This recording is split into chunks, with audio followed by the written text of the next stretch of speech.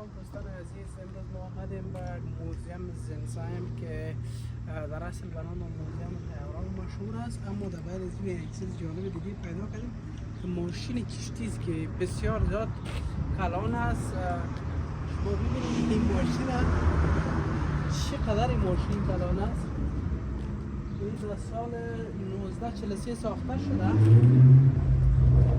12600 پی اس یا 12600 پی اس یا هم 12600 از پاور داره که واقعا جالب و دیدنی است. بسیار یک ماشین بزرگ است که نمیفهم دارای چند سلند است.